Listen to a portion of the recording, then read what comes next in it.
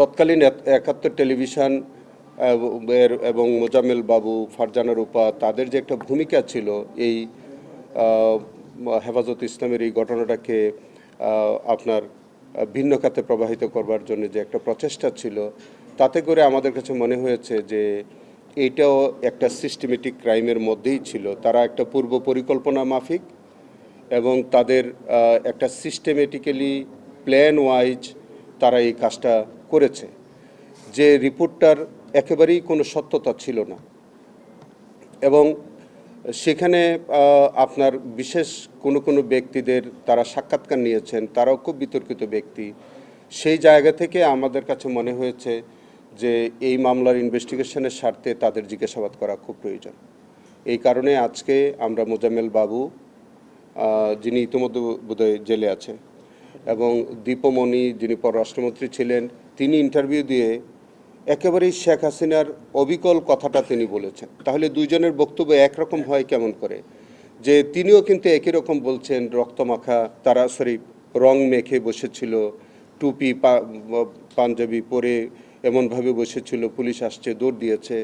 তারপরে বিদেশি সাংবাদিকদের সাথে তিনি এরকম একটা উদ্ভট ইন্টারভিউ দিয়েছেন, যেখানে একেবারেই হেফাজতের ইসলামের এই ঘটনাটাকে একেবারে ভিন্ন খাতে উনি প্রবাহিত করলেন। তাতে মনে হচ্ছে যে উনি পররাষ্ট্রমন্ত্রী হিসেবে তিনি সরকারের এই যে সিস্টেমেটিক বা প্ল্যান ওয়াইজ যে কাজটা, সেটার মধ্যে তারও সম্পৃক্ততা ছিল।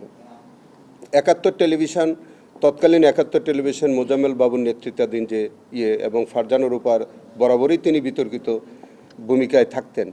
সেখানে একেবারেই পরের দিন এরকম একটা সেন্সিটিভ বিষয়, তিনি প্যান্ট শার্ট পরিহিত অবস্থায় সেই যেখানে রক্তের স্তূপের উপরে দাঁড়িয়ে, যেখানে সারা বাংলাদেশের একটা ইসলামিক মূল্যবোধ এবং মানুষের একটা ধর্মীয় সেন্টিমেন্ট কাজ করতেছিল, সেই সময় তিনি একজন ভদ্রমহিলা, তিনি পোশাক আশাক এমনভাবে পরিধান করে এমন একটা চিত্রায়িত করলেন জায়গাটাকে, এবং এমন কিছু মিথ্যা তথ্য প্রচার করলেন, মনে হলো যে এটাকে নিয়ে তিনি একটা মকারি করলেন।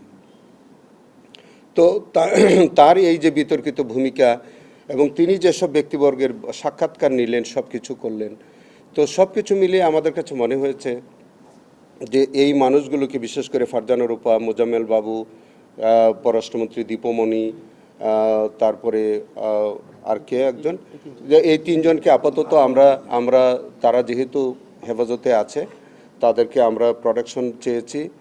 আগামী তারিখে আমরা হয়তো আমাদের এই কেসে শোন অ্যারেস্ট দেখাবো এবং সেখানে দেখানোর পরে তাদেরকে আমরা সেফ হোমে নিয়ে আমাদের প্রয়োজনীয় জিজ্ঞাসাবাদ করব এই মামলার স্বার্থে, এবং তাদের যদি সংশ্লিষ্টতা পাওয়া যায় তাদেরকে এই মামলার মধ্যে আনা যাবে। এইগুলো নিয়ে সার্বিক বিষয়গুলো কথাবার্তা হয়েছে। আগামী 7 তারিখে এটার ডেট আছে। আপনারা দোয়া করেন যাতে আমরা ব্যাপকভাবে এই বিষয়টার উপরে আমরা কাজ করে যাচ্ছি। আশা করছি যে এর মধ্যেই আমরা ইনশাল্লাহ রিপোর্ট, একটা সাবস্টেন্টিভ রিপোর্ট ইনশাল্লাহ আমরা সাবমিট করতে পারি।